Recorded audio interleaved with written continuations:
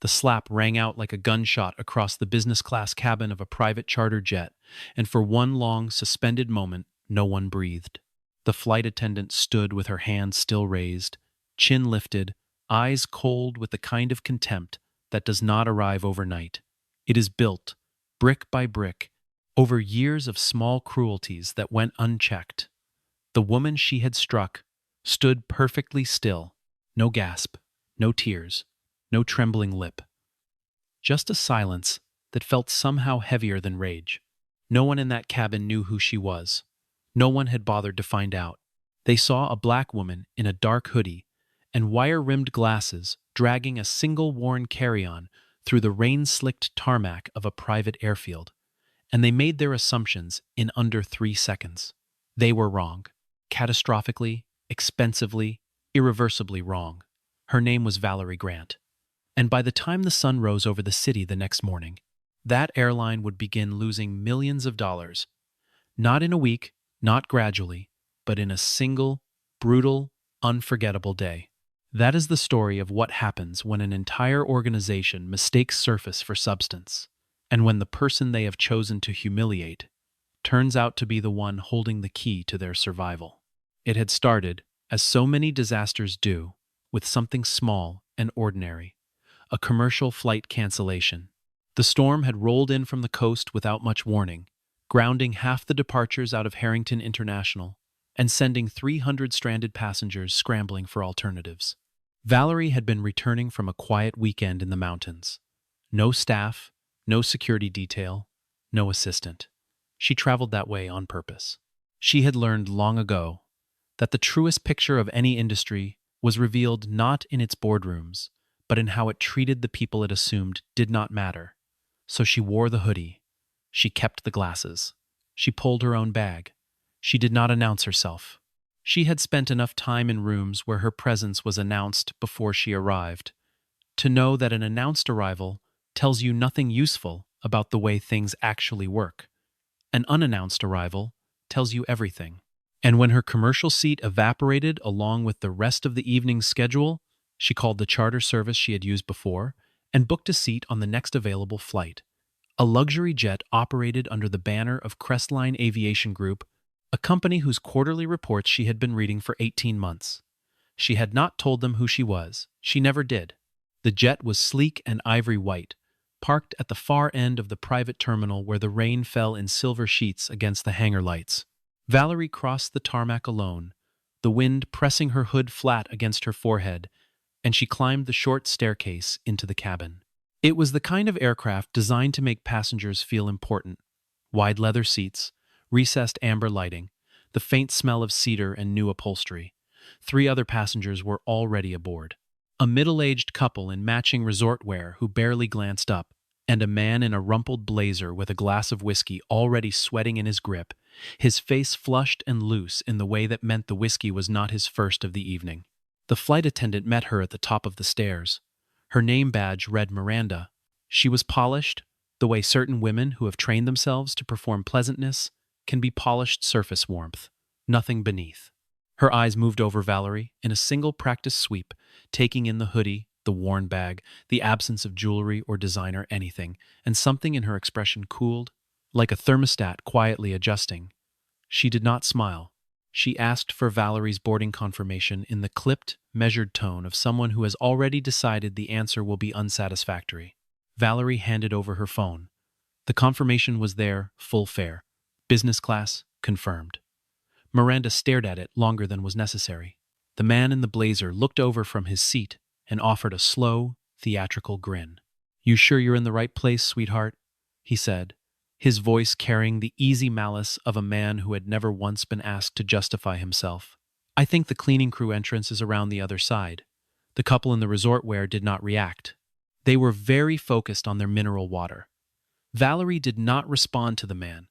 She looked at Miranda and waited. Miranda handed the phone back. "I'll need to verify this further," she said, as though the full-fare business-class digital booking confirmation had been hand-drawn in crayon. "Please wait here while I make a call." Valerie waited. 3 full minutes passed. The man in the blazer made a comment about overhead bin space and people who don't know what carry-on restrictions are. Miranda returned with the particular expression of someone who had expected to find a problem and was annoyed that she hadn't. "The booking appears to be in order," she said, and the word appears did a great deal of work in that sentence. She gestured toward the rear of the cabin. "However, due to weight distribution, you'll need to be seated toward the back." Valerie looked at her. "My booking is for seat 3A, she said quietly. "I'd like to sit there, please." Miranda's expression shifted, something tightened around her jaw. Something flashed behind her eyes. She said, very softly, so only Valerie could hear, "I would strongly suggest you not make this difficult." Valerie took one small step forward, not in threat, just in presence. "My seat," she said again, "is 3A. And then Miranda's hand moved. It was fast and thoughtless, the way only truly certain people act, people who have never imagined consequences. The crack of the slap echoed off the cabin walls. The man in the blazer made a sound. The couple in the resort wear both went rigid. The amber lighting hummed. Valerie's glasses shifted on her face. She reached up, straightened them, and looked at Miranda with an expression that was not anger. It was something much quieter and much more dangerous. "You just made," she said, her voice barely above a murmur, "the most expensive mistake of your career." Miranda did not apologize. She did not even flinch. She told Valerie, with the calm authority of someone who has never been wrong before, that the flight would be departing shortly, and that any further disruption would result in Valerie being removed from the aircraft. One of the other passengers had their phone out. The camera light was a small white star in the amber-lit cabin. Valerie noticed it. She said nothing. She moved to the rear of the cabin, as instructed, and she sat. She folded her hands in her lap. She did not look at Miranda again. For the duration of the boarding process and pre-flight checks, Miranda ran the cabin as though nothing had happened, offering the man in the blazer a second drink with a smile that Valerie could see even from the back, delivering the couple their requested sparkling water with a practiced warmth that had been entirely absent when she'd looked at Valerie. The pilot came through once, and Valerie watched him exchange a brief word with Miranda near the cockpit door. His expression did not change. He did not come to the back of the cabin. Whatever Miranda had told him, it had been enough. The man in the blazer called out from his seat, not to anyone in particular, but clearly audible to everyone, that the service on this airline was exceptional and that the crew knew how to run a proper aircraft. He said this while looking at the back of the cabin, where Valerie sat, the joke completed only by the direction of his gaze. Miranda laughed. It was a professional laugh, calibrated and brief, the kind that signals approval without explicit complicity, which is its own form of complicity. The couple in the resort wear exchanged a glance that communicated something between mild discomfort and the decision not to engage, which is the choice that most people in most situations make, and which is how most situations of this kind are permitted to continue. The indignities continued in the small, surgical way that certain people have perfected, ways that leave no fingerprint. When the pre-flight snack service came, Miranda reached past Valerie with the tray and set it on the empty seat beside her without making eye contact, as though Valerie were a piece of furniture around which normal service had to navigate. The man in the blazer was offered warm nuts in a ceramic ramekin with a set of silver tongs. Valerie got a wrapped pack of crackers slid across the armrest without a word. She ate nothing. She watched the city lights below as the jet lifted into the black sky, and she breathed slowly, and she thought. Near the front of the cabin, a young flight attendant named Elena watched all of this from the galley entry with the particular discomfort of someone who knows something is wrong but has not yet found the language for it. She had been with Crestline for 14 months. She was 24 years old. She had spent those 14 months learning to defer to Miranda, who had been with the company for 9 years, and carried herself accordingly. But something about the woman in the back of the cabin was pressing at the edge of Elena's memory with quiet insistence. She had seen that face before. She was almost certain of it, not in person somewhere else, somewhere printed or on a screen, the kind of face attached to a headline. Elena kept glancing back. The passenger sat perfectly still, with her hands folded and her gaze on the window, and there was something in the quality of that stillness, that did not belong to someone who had simply accepted being humiliated. It was the stillness of someone who was deciding something. Elena moved quietly to the galley and pulled up the tablet that held the flight's passenger manifest and VIP roster. She scrolled to the confirmed bookings for this charter, and then she found the name. And then she went very, very cold. She read it twice. She looked across the cabin at the woman in the dark hoodie. She read it a third time. The name on the manifest linked, per the VIP flag in the system, to a profile she recognized. A profile she had absolutely seen before was Valerie Grant. The photograph matched. She was nearly certain now. She opened the company's internal investor portal on the tablet, the one she had access to only because Miranda had once used her login and never logged out, and she searched the name. The results loaded slowly, the jet's satellite connection flickering over weather. What came back made Elena set the tablet down on the galley counter and press both palms flat against the cool surface to steady herself. Valerie Grant had not always been the woman the world would later write about in the present tense, as though her success had always been inevitable, as though it had arrived pre-assembled. She had grown up in a part of the city where the word opportunity was used mostly in its absence, its conspicuous, aching absence, the way you notice a sound most clearly when it stops. Her mother had worked double shifts at a medical laundry facility for 22 years. Her father had left before she was old enough to form the memory clearly. She had attended public schools that ran short on textbooks by October and long on ambition by necessity. And she had been the kind of student that certain teachers quietly fast-tracked and certain others quietly resented, and she had learned to read both impulses and use them. She had gotten into college on a scholarship that required she maintain a 4-point grade average in a program that had failed to retain a single black woman in its engineering track for the prior 6 years. She had maintained it. She had graduated.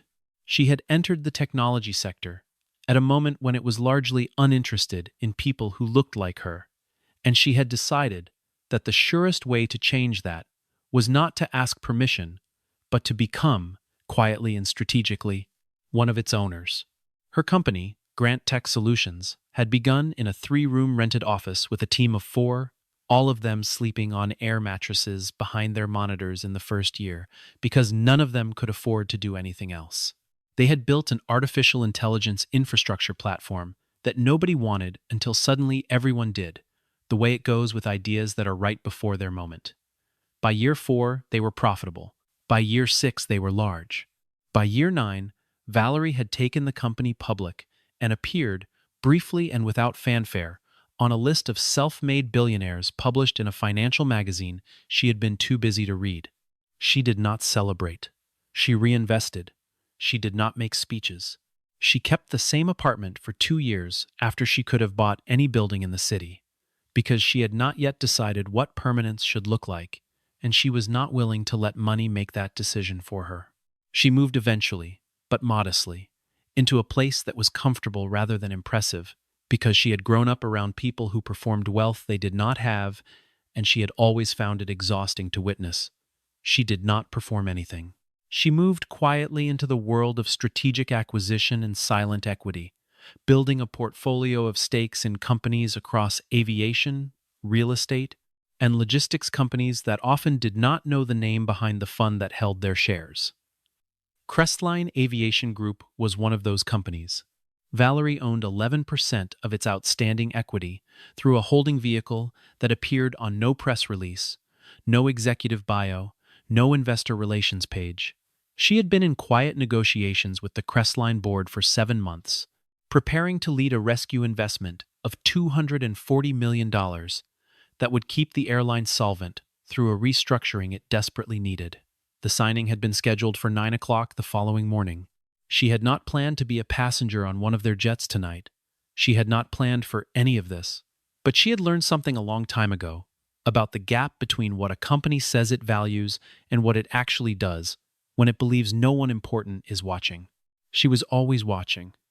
And now, sitting in the back of a cabin that smelled of cedar and cruelty, watching the lights of the city below grow larger as the jet began its descent, she understood, with perfect, unhurried clarity, exactly what she was going to do. She reached into the front pocket of her hoodie She found her phone. She opened her contacts to the name of her lead counsel, Marcus Webb, and she typed a single message, 4 words. He would know what they meant. He had been waiting for them, on some level, since the deal had begun. She put the phone back in her pocket and folded her hands again and looked out the window as the wheels lowered and the runway lights came rushing up to meet them. The jet touched down at 11:47 in the evening. Miranda stood by the forward exit as the passengers deplaned, and she smiled at the couple in resort wear, and she thanked them by name, and she looked through Valerie as though she were transparent. The man in the blazer wobbled past, with a parting remark about women who didn't know their place, directed at no one in particular, and aimed, everyone understood, at Valerie. Miranda offered him a gracious farewell. Valerie walked down the stairs and across the tarmac in the rain without looking back. She did not hurry. She found her driver waiting at the edge of the private terminal, held open the door of the car, and then she sat in the back seat in the dark, and she made 2 phone calls. The first was to Marcus Webb, confirming the message she had already sent. The second was to her assistant, a capable and unflappable woman named Joanne, who picked up on the first ring at midnight the way she always did. "Cancel the 9 o'clock, Valerie said. "All of it. Issue a formal withdrawal of the offer by 3 a.m. Standard language, no explanation." Joanne asked no questions. She never did. That was why Valerie trusted her absolutely. Inside the jet, as the ground crew began their post-flight procedures, Elena stood in the galley with the company tablet in her hands and a sick feeling spreading from her chest outward into her limbs. She had found Valerie's investor profile in the system. She had confirmed what she suspected. She had knocked on the cockpit door and told the pilot what she believed. And he had told her that Miranda had handled the situation appropriately and that she should prepare the cabin for reset. She had found Miranda in the forward galley restocking the bar cart and told her directly, her voice barely steady, what she had found. Miranda had looked at her with a kind of tolerant pity, the way adults look at children who have said something embarrassingly incorrect. "Valerie Grant is a tech billionaire," Miranda said, very slowly, as though explaining this to someone who could not read. She would not be flying on a budget charter seat in a grocery store hoodie. And then Miranda had looked at Elena for a moment longer and said, "Let this go. And don't go looking for trouble that isn't yours." Elena had nodded. She had walked to the back of the cabin. She had sat in the last row for a long time, in the dark with the tablet in her lap. And then she had done the thing she had been told not to do. She had written a detailed incident report and emailed it to the Director of Passenger Services, the head of HR, and the CEO's executive assistant. She had attached the investor profile. She had attached the flight manifest. She had time-stamped everything. She had sent it at 12:34 in the morning, and then she had sat very still, the way a person sits after they have done something they cannot take back, and she had breathed. The email arrived in the inbox of Richard Hartley, CEO of Crestline Aviation Group, at 12:34 a.m. Routed from his executive assistant's account with the subject line marked urgent in red. He was asleep. The notification lit his phone on the nightstand. He did not wake. The email from Marcus Webb's firm arrived at 3 o'clock in the morning. That one he saw. He had set an alert for anything from Webb's office, because the signing had been scheduled for 9 a.m. And that kind of deal warranted vigilance. He sat up in the dark of his bedroom and read the email on his phone screen, and he read it again, and then he turned on the lamp and read it a third time. It was brief, formal, unambiguous. Valerie Grant, through her investment vehicle, was withdrawing entirely from the proposed transaction, effective immediately, with no further comment at this time. He sat in the lamplight for a long time. Then he opened Elena's incident report. He read the whole thing. He looked at the attached investor profile. He sat with his phone in his hands in a bedroom that cost more per month than most people made in a year, and he felt the specific, nauseating vertigo of someone who has just realized that the ground beneath them has been eroding for a long time and has chosen tonight to finally give way.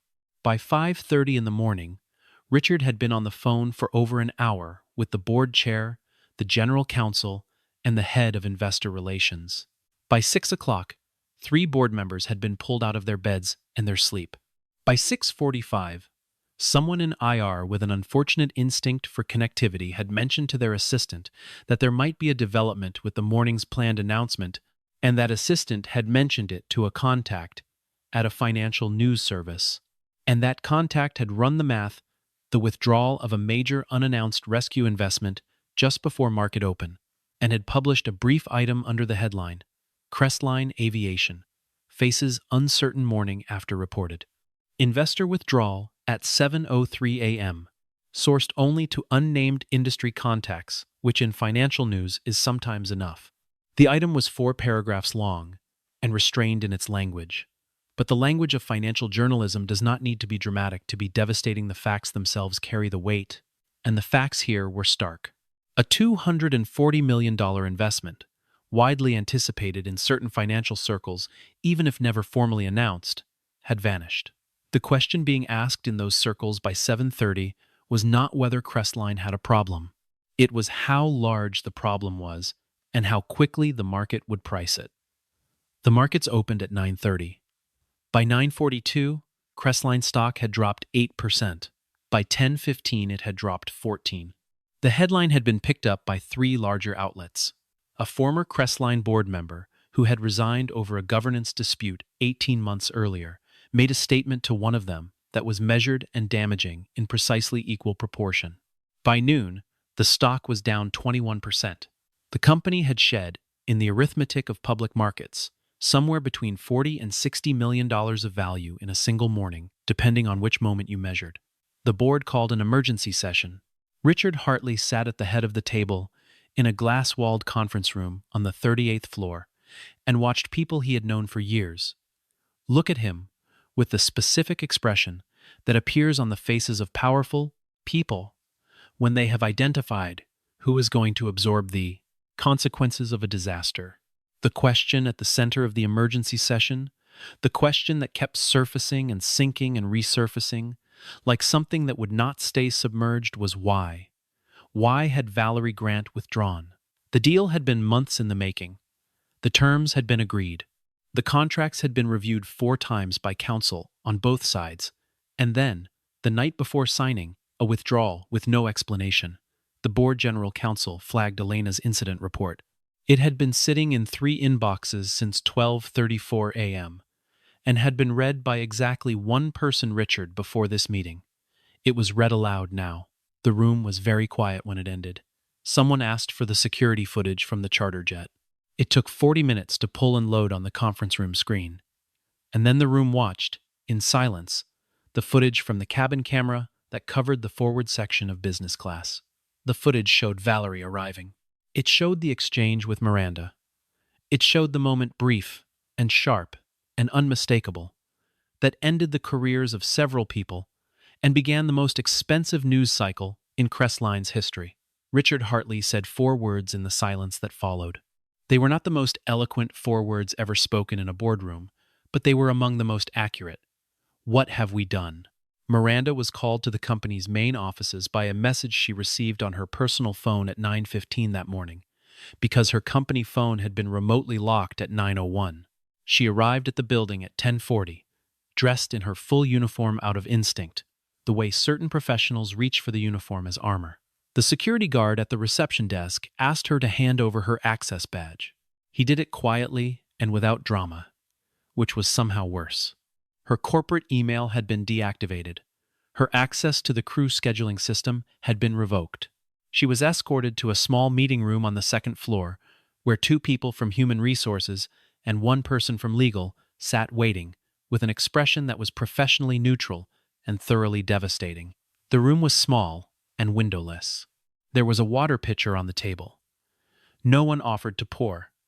She still believed, in that room, in those first minutes, that there had been a misunderstanding of some kind, that the complaint had been filed by a difficult passenger who had not understood protocol, that the appropriate sequence of reviews would vindicate her, that 9 years of service record would speak louder than one evening's incident report.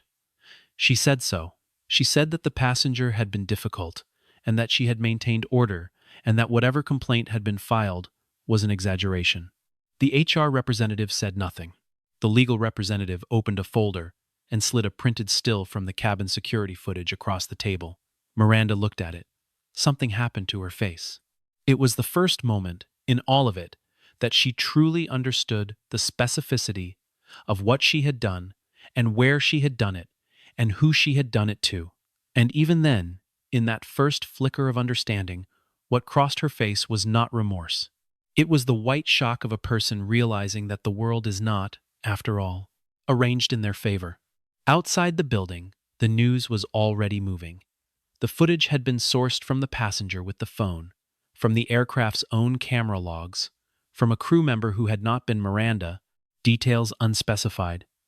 And by midday, it was everywhere that these things go, when a story contains all the necessary elements in the right proportions. The public's response was instantaneous and total. People who had never flown Crestline, who had no particular investment in aviation at all, found themselves furious in the specific and righteous way that emerges when something that has long been suspected is suddenly undeniably visible. The hashtags formed and spread. Advocacy organizations issued statements. 2 celebrities with large platforms made pointed comments. 3 Crestline corporate sponsors issued brief internal reviews, which is the language companies use when they are deciding how quickly to exit a situation. By 2 in the afternoon, a second major sponsor had paused its marketing partnership pending an official inquiry, a phrase that in sponsorship contexts typically functions as a slow goodbye. Valerie Grant gave no interviews that day. She was, as far as the public record showed, unreachable. Her publicist, a calm woman named Sylvia, who had worked in communications for 20 years and who understood the strategic value of a particular kind of silence, confirmed only that Miss Grant was aware of developments and would speak at the appropriate time. The appropriate time, Sylvia had privately determined in consultation with Marcus Webb, was 4 o'clock the following afternoon, when the news cycle had been allowed to fully self-organize around the documented facts and the public's own moral conclusions, so that Valerie's voice, when it arrived, would land not on a landscape she had to shape, but on one already shaped in her direction. She appeared on a financial news program broadcast from a studio in Midtown, seated in a gray chair in a dark blazer, her natural hair framed by studio lighting that made her look exactly like what she was composed, accomplished, unhurried. The anchor, a veteran interviewer named Christine, who had sat across from secretaries of state and technology founders, and had learned to read the way a subject holds their posture, noted afterward that Valerie Grant was among the most controlled interviewees she had encountered in 23 years. She did not cry. She did not perform outrage. When Christine asked her to describe what had happened on the jet, she described it in the clear and factual register of someone giving testimony, not of someone seeking sympathy.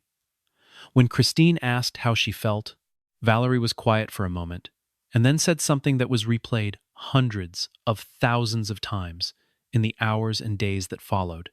She said, "The problem isn't the slap. The slap is just what made this visible. The problem is that they thought they had the right to treat a human being that way based on what she looked like. That's not a Crestline problem. That's everywhere. I just happened to be in a position to make it legible." Christine asked whether she would reconsider her investment in Crestline given the company's response. Valerie said that she had withdrawn her offer and did not plan to return. She said that she intended to invest that capital, and more, in a new partnership with a smaller regional airline that had approached her the prior year with what she described as a genuine commitment to building an equitable service culture from the ground up. She named the airline. Its stock, which was small and had received almost no coverage that week, increased by over 30% in after-hours trading. She said that among her conditions for the investment would be a comprehensive revision of hiring, training, and conduct protocols, not as a corrective measure, but as a foundational requirement. She said that respectful service should not be something that passengers had to earn by proving their net worth. The interview ended. The clip moved through every corner of the public conversation. The anchor would later say it was the clearest interview she had conducted in 3 years. What followed for Crestline was not a single event, but a sequence, the kind of unraveling that begins at one thread and continues until the whole structure has revealed its true composition. The CEO resigned, submitting a letter that spoke of wanting to spend time with his family, which is the language of men who have not been given a choice. The board commissioned an external audit of company culture and service practices, a decision taken not out of genuine moral commitment, but out of the arithmetic of liability, which sometimes produces the same actions even from different motivations. 3 members of the flight crew from that evening were placed on administrative suspension pending investigation, including Miranda, who had already been suspended since the morning after her meeting with HR. Crestline's 3 largest institutional investors filed requests for emergency board briefings, the specific kind of request that means, explain to us why we should not sell. 2 of them sold anyway. Advertising partners began their own quiet evaluations. A national consumer advocacy organization published an open letter calling for an independent investigation into Crestline's service discrimination practices, citing 3 previously documented incidents over the prior 4 years that had been resolved internally and without public acknowledgement. Those prior incidents, now suddenly visible in the light of this one, added a dimension to the story that the company's communications team had no prepared answer for. Every statement they released was parsed against those incidents and found to be insufficient. The company went quiet. Quiet, in a crisis, reads as guilt, whether it is or not. Miranda had stopped going outside by the end of the week, not from any formal instruction, but from the simple fact that her face was now recognizable to people in a way it had never been before and would not stop being for a long time. She had not anticipated that. She had not anticipated most of what followed, because most of what followed depended on a premise. She had never genuinely entertained that the woman in the hoodie was not beneath her. She had believed, with the full settled confidence of a belief so deep it had never required examination, that she was right. She had believed she was right on the plane, and she had believed it in the HR meeting, and she had believed it in a diminishing, increasingly desperate way through the first 48 hours of public attention, and now, at the end of the week, she sat in her apartment and watched the interview on her phone, and felt that belief, which had functioned for so long as the floor beneath her life, drop away from under her entirely. What was left was not immediately recognizable as anything. It was a space that had previously been occupied by certainty, and certainty, once it goes, leaves a very particular kind of quiet behind it. She sent a message through her attorney to Marcus Webb's office, requesting a meeting with Valerie Grant. She expected no response. She received one in 3 days. Yes, 1 hour. Time and location to be confirmed. She arrived at Valerie's offices, a suite of clean, minimal rooms on the 22nd floor of a building she had passed 100 times, without knowing who occupied it exactly on time. She wore no uniform. She carried nothing. She had spent 3 days rehearsing what she wanted to say, and had discarded all of it on the elevator ride up because none of it felt like the truth, in the way the truth needed to be told to a person who had already seen through everything false. An assistant led her to a small conference room. Valerie was already seated, a cup of coffee in front of her, her phone face down on the table, her attention fully given to the space in a way that Miranda found, irrationally, almost worse than coldness would have been. It was too complete, too present. Miranda sat. She looked at her hands. She said that she was sorry. She said she did not know who Valerie was. She said it as though that were a mitigating factor, the way she had rehearsed it, because it was the only frame of absolution she had been able to construct, and it failed immediately. She could see it failing as she said it, could see from Valerie's expression that the words were landing in exactly the wrong place, and she felt the argument collapse beneath her the way the floor had collapsed before it. Valerie did not raise her voice. She set down her coffee. She looked at Miranda for a moment, in the way that a person looks at something they have spent a long time thinking about and are now finally seeing clearly. "That's it," she said. "That's the exact thing. You didn't know who I was. That's your explanation. That's the part you think helps your case." She paused. "You think respect is something people have to qualify for? That it depends on what they can prove about themselves before you decide whether they deserve it?" Miranda opened her mouth, closed it. "I grew up," Valerie continued, "having the same look you gave me from the moment I walked up those stairs, having it from teachers and managers and interviewers and loan officers. my entire life. Not because of anything I had done, because of what I looked like, and what they assumed that meant about who I was. She was quiet for a moment. And in that quiet, the room seemed to contract slightly. The air between the two women, carrying a weight that was not hostility exactly, but something more complicated. The weight of every version of this moment that had happened before it, and been swallowed without consequence. I have sat in rooms, Valerie said, where I was the only person who looked like me, and I have watched people decide in the first 30 seconds who I was and what I was worth to them. I have walked into job interviews and seen the flicker, just a moment of surprise, on the face of an interviewer who had read my resume and formed a picture in their head that I did not match. I have had colleagues explain to me, slowly and carefully, concepts I had developed.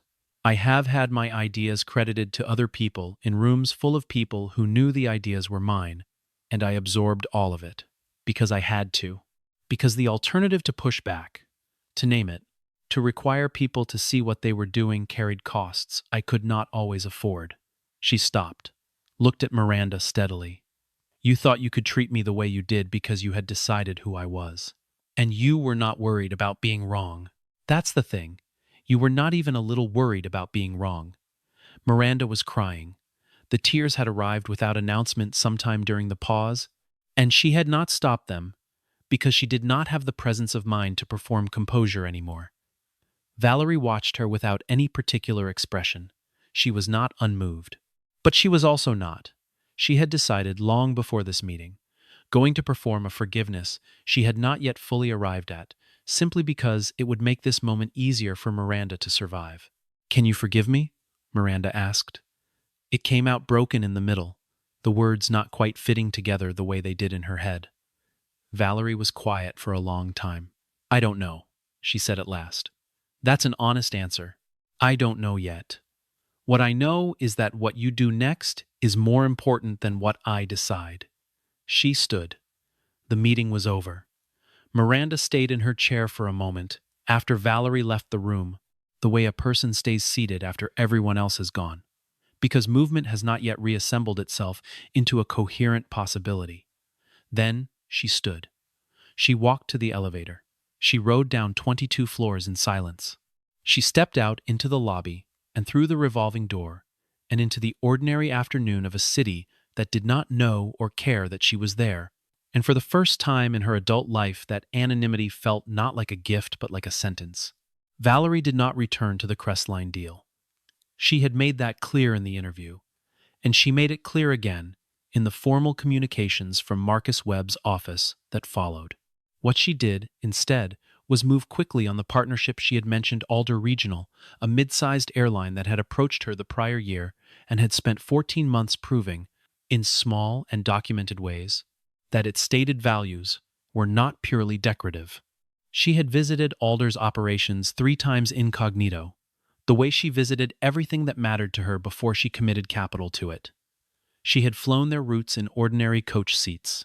She had watched how the crew treated the elderly man who could not get his bag into the overhead bin, and the mother traveling alone with an infant and a toddler and no one to help her, and the visibly anxious young man who had never flown before and said so to the agent at the gate and was met, in each case, with patience that appeared genuine rather than performed. It was the simplest possible standard. Treat people like people. It seemed, from the evidence she had gathered across the aviation industry, to be remarkably rare in its consistent application. Alder applied it consistently. She signed the first tranche of her investment in a conference room in Alder's headquarters, a building that was notably less glass-walled and notably more functional than Crestline's, and she signed it not as a silent stakeholder, but as a visible one. She attached conditions to the capital that had never before been attached to an airline investment in quite this form: mandatory ongoing training in dignified service, internal reporting structures for discrimination complaints that bypassed direct management chains, quarterly third-party audits of cabin conduct, and a compensation model that tied senior bonuses to passenger dignity metrics collected in anonymous surveys. Her legal team had spent 3 weeks building the contractual architecture. She had reviewed every clause herself. Elena received a call 4 weeks after the night on the jet. It came from a number she did not recognize, and she almost did not answer it. The voice that greeted her was warm and direct and belonged to Joanne, Valerie's assistant, who explained briefly and without fanfare that Miss Grant had an opening for a director of passenger experience on the newly structured Alder partnership team, and that Miss Grant had specifically identified Elena as a candidate she would like to speak with. The interview took place a week later. It lasted 40 minutes. Valerie asked her why she had sent the email at 12:34 in the morning, when she had been directly told not to.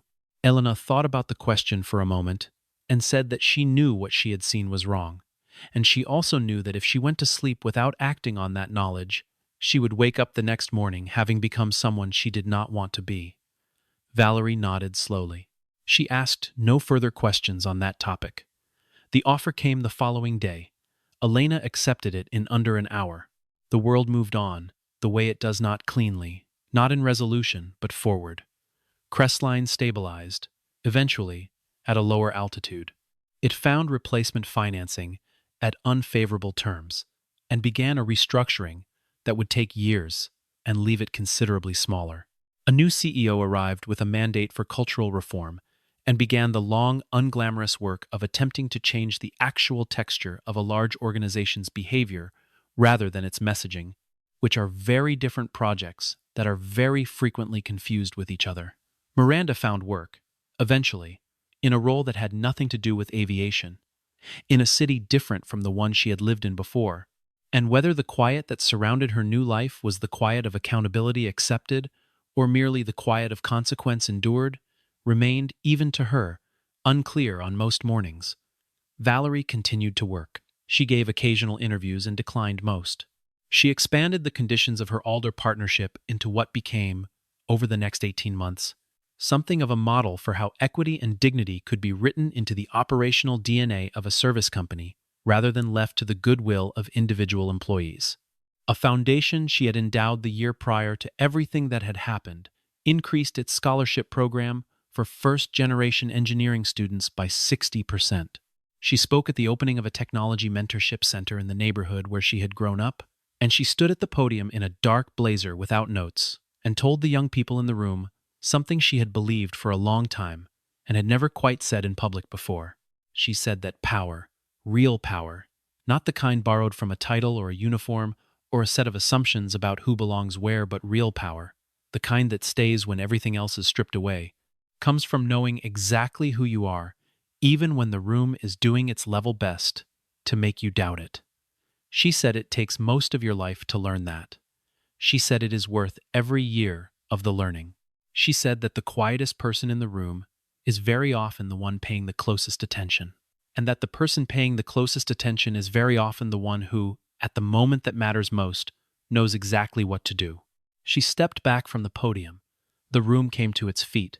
Outside, the afternoon light moved across the face of a city that contained, as all cities do, every version of itself simultaneously, its cruelties and its recoveries, its blind certainties and its slow awakenings, its Mirandas and its Elenas and its Valeries, all of them going about the difficult, necessary, unfinished work of learning to see each other clearly. Valerie did not linger at the podium. She had never been comfortable with sustained applause, had never quite learned what to do with her hands during it. She found the edge of the stage and walked off it in the practical, unremarkable way she walked into every room simply, as herself, without ceremony or performance. In the hallway outside the auditorium, she found Joanne waiting with her coat and her bag and a coffee that was exactly the right temperature. They walked out through the building's back entrance, the way they always did, and into a quiet afternoon street where the car was waiting. Neither of them spoke for the first block. That was another thing Joanne had understood for years without being told. That the space after Valerie had spoken publicly was a space that needed to be respected, that she was always returning from somewhere far enough away, that she required a moment to make the transit back. The car moved through the city. Through the window, Valerie watched the streets go by the school, letting out across from a laundromat, the bodega with the hand-lettered sign in the window, the woman in a hospital uniform waiting at a bus stop with her eyes closed and her head tilted slightly back, the practiced posture of someone who has learned to rest in whatever increments the day provides. Valerie watched her until the car turned the corner, and she was gone. She thought about the 10,000 women who never made it into the story, the ones who absorbed it and went back. She thought about what she owed them. She thought about what any of us owe to each other when we find ourselves, for whatever reason, in the position of being able to require the world to be different. She thought, do not waste it. Do not sit quietly in the power that cost you so much to build. Use it carefully, precisely, in service of the clearest possible truth that every person who walks through a door deserves to be treated as a person, fully and without condition, before they have proven a single thing. That is not a radical idea. It is the oldest one there is. We simply keep forgetting it, and people keep paying the price of that forgetting, and every so often the world is reminded in terms it cannot ignore. She hoped this had been one of those times. She believed, with the measured, earned optimism of someone who has watched things change slowly and understands what slow change actually looks like, that it was